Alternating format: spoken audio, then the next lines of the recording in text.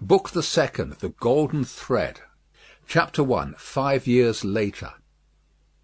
Tellson's Bank by Temple Bar was an old-fashioned place, even in the year 1780.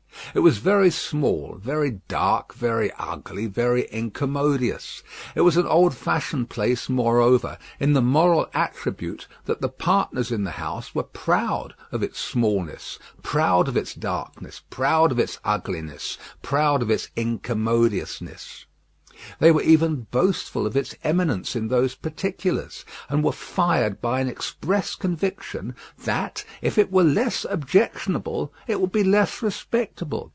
This was no passive belief, but an active weapon which they flashed at more convenient places of business.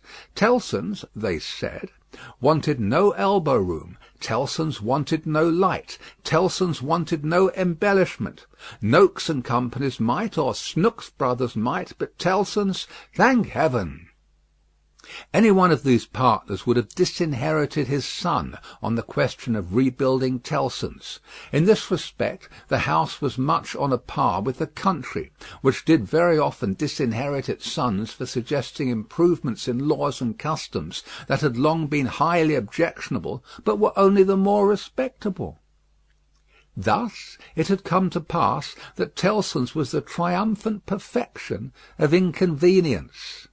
After bursting open a door of idiotic obstinacy, with a weak rattle in its throat, you fell into Tellson's down 2 steps, and came to your senses in a miserable little shop, with 2 little counters, where the oldest of men made your cheque shake as if the wind rustled it, while they examined the signature by the dingiest of windows, which were always under a shower bath of mud from Fleet Street, and which were made the dingier by their own iron bars proper, and the heavy shadow of Temple Bar. If your business necessitated your seeing the house, you were put into a species of condemned hold at the back, where you meditated on a misspent life, until the house came with its hands in its pockets, and you could hardly blink at it in the dismal twilight. Your money came out of, or went into, wormy old wooden drawers, particles of which flew up your nose and down your throat when they were opened and shut.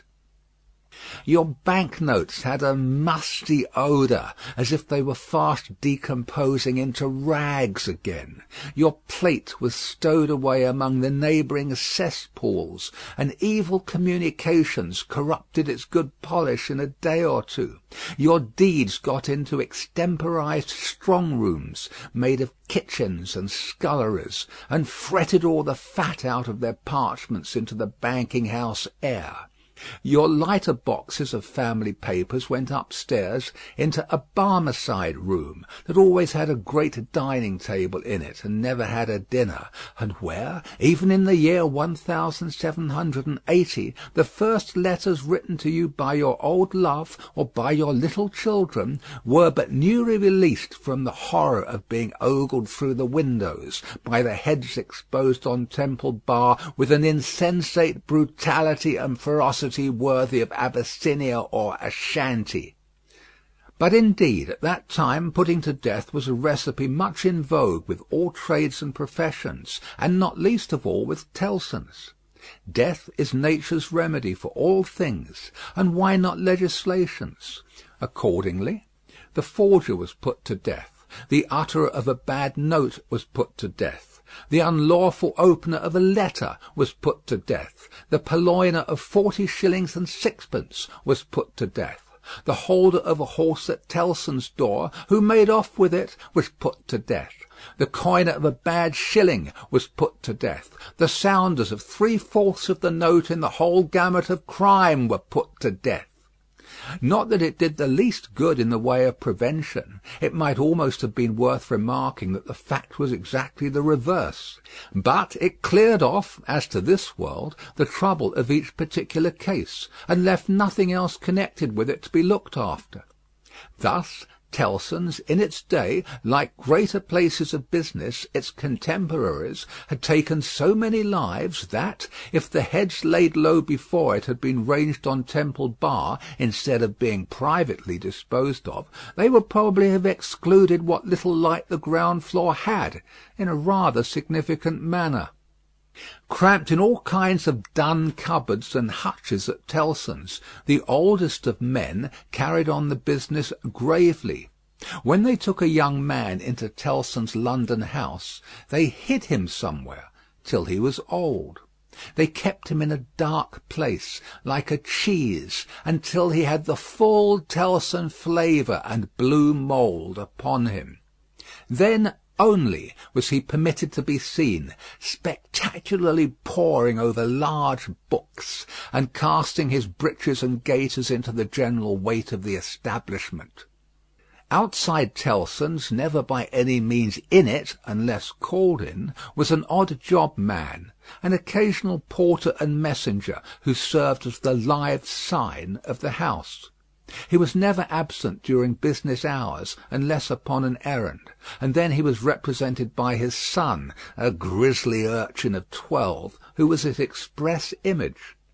People understood that Tellson's, in a stately way, tolerated the odd job man. The house had always tolerated some person in that capacity, and time and tide had drifted this person to the post.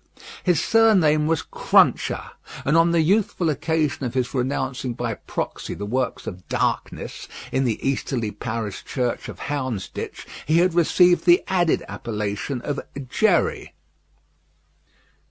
The scene was Mr. Cruncher's private lodging in Hanging Sword Alley, Whitefriars. The time, 7:30 of the clock, on a windy March morning, Anno Domini 1780.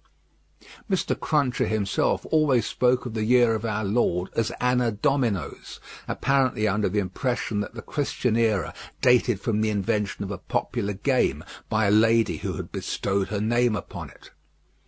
Mr. Cruncher's apartments were not in a savoury neighbourhood, and were but 2 in number, even if a closet with a single pane of glass in it might be counted as 1. But they were very decently kept. Early as it was, on the windy March morning, the room in which he lay abed was already scrubbed throughout, and between the cups and saucers arranged for breakfast and the lumbering deal table, a very clean white cloth was spread. Mr. Cruncher reposed under a patchwork counterpane, like a harlequin at home. At first he slept heavily, but by degrees began to roll and surge in bed until he rose above the surface, with his spiky hair looking as if it must tear the sheets to ribbons. At which juncture he exclaimed in a voice of dire exasperation, "Bust me if she ain't at it again!" A woman of orderly and industrious appearance rose from her knees in a corner, with sufficient haste and trepidation to show that she was the person referred to. "What?" said Mr. Cruncher, looking out of bed for a boot. "You're at it again, are you?" After hailing the mum with his second salutation, he threw a boot at the woman as a third. It was a very muddy boot, and may introduce the odd circumstance connected with Mr. Cruncher's domestic economy, that, whereas he often came home after banking hours with clean boots, he often got up next morning to find the same boots covered with clay. "What?" said Mr. Cruncher, varying his apostrophe after missing his mark. "What are you up to, aggrawator?" "I was only saying my prayers." "Saying your prayers? You're a nice woman. What do you mean by flopping yourself down and praying agin me?" "I was not praying against you. I was praying for you." "You weren't, and if you were, I won't be took the liberty with. Here, your mother's a nice woman, young Jerry, going a-praying agin your father's prosperity. You've got a dutiful mother, you have, my son. You've got a religious mother, you have, me boy, going and flopping herself down and praying that the bread and butter may be snatched out of the mouth of her only child." Master Cruncher, who was in his shirt, took this very ill, and, turning to his mother, strongly deprecated any praying away of his personal board. "And what do you suppose, you conceited female," said Mr. Cruncher with unconscious inconsistency, "that the worth of your prayers may be? Name the price that you put your prayers at." "They only come from the heart, Jerry. They are worth no more than that." "Worth no more than that," repeated Mr. Cruncher. "They ain't worth much, then. Whether or no, I won't be prayed again, I tell you. I can't afford it. I'm not a-going to be made unlucky by your sneaking. If you must go flopping yourself down, flop in favour of your husband and child, and not in opposition to 'em. If I had any but an unnatural wife, and this poor boy had had any but an unnatural mother, I might have made some money last week, instead of being counter-prayed and countermined and religiously circumvented into the worst of luck. Blast me," said Mr. Cruncher, who all this time had been putting on his clothes, "if I ain't, what with piety and one blowed thing and another, been choused this last week into as bad luck as ever a poor devil of an honest tradesman met with. Young Jerry, dress yourself, my boy, and while I clean my boots, keep an eye upon your mother now and then, and if you see any signs of more flopping, give me a call. For I tell you," here he addressed his wife once more, "I won't be gone again in this manner. I am as rickety as a hackney coach. I'm as sleepy as laudanum. My lines is strained to that degree that I shouldn't know, if it wasn't for the pain in them, which was me and which somebody else. Yet I'm none the better for it in pocket, and it's my suspicion that you've been at it from morning to night to prevent me from being the better for it in pocket. I won't put up with it. I get a waiter, and what do you say now?" Growling in addition such phrases as, "Ah, yes, you're religious too. You wouldn't put yourself in opposition to the interests of your husband and child, would you? Not you," and throwing off other sarcastic sparks from the whirling grindstone of his indignation, Mr. Cruncher betook himself to his boot cleaning and his general preparation for business. In the meantime his son, whose head was garnished with tenderer spikes, and whose young eyes stood close by one another, as his father's did, kept the required watch upon his mother.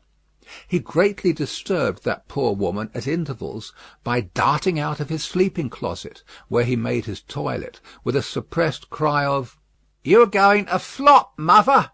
Halloa, father!" and after raising this fictitious alarm, darting in again with an undutiful grin. Mr. Cruncher's temper was not at all improved when he came to his breakfast. He resented Mrs. Cruncher's saying grace with particular animosity. "Now, a waiter, what are you up to? At it again?" His wife explained that she had merely asked a blessing. "Don't do it," said Mr. Cruncher, looking about, as if he rather expected to see the loaf disappear under the efficacy of his wife's petitions. "I ain't a-going to be blessed out of house and home. I won't have my wittles blessed off my table. Keep still." Exceedingly red-eyed and grim, as if he had been up all night at a party which had taken anything but a convivial turn, Jerry Cruncher worried his breakfast rather than ate it, growling over it like any four-footed inmate of a menagerie. Towards 9 o'clock he smoothed his ruffled aspect, and, presenting as respectable and businesslike an exterior as he could overlay his natural self with, issued forth to the occupation of the day. It could scarcely be called a trade, in spite of his favourite description of himself as "a honest tradesman." His stock consisted of a wooden stool, made out of a broken-backed chair cut down, which stool young Jerry, walking at his father's side, carried every morning to beneath the banking-house window that was nearest Temple Bar, where, with the addition of the first handful of straw that could be gleaned from any passing vehicle, to keep the cold and wet from the odd-job man's feet, it formed the encampment for the day.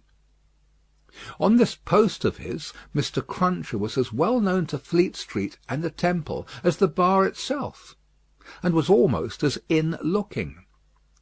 Encamped at 9:15, in good time to touch his three-cornered hat to the oldest of men as they passed into Tellson's, Jerry took up his station on this windy March morning, with young Jerry standing by him, when not engaged in making forays through the bar to inflict bodily and mental injuries of an acute description on passing boys who were small enough for his amiable purpose. Father and son, extremely like each other, looking silently on at the morning traffic in Fleet Street, with their two heads as near to one another as the two eyes of each were, bore a considerable resemblance to a pair of monkeys. The resemblance was not lessened by the accidental circumstance that the mature Jerry bit and spat out straw, while the twinkling eyes of the youthful Jerry were as restlessly watchful of him as of everything else in Fleet Street. The head of one of the regular indoor messengers attached to Tellson's establishment was put through the door, and the word was given, "Porter wanted." "Hooray, father! Here's an early job to begin with." Having thus given his parent Godspeed, young Jerry seated himself on the stool, entered on his reversionary interest in the straw his father had been chewing, and cogitated. "Always rusty. His fingers is always rusty," muttered young Jerry. "Where does my father get all that iron rust from? He don't get no iron rust here." End of Book 2. Chapter 1. Recording by Paul Adams. www.yawnguy.com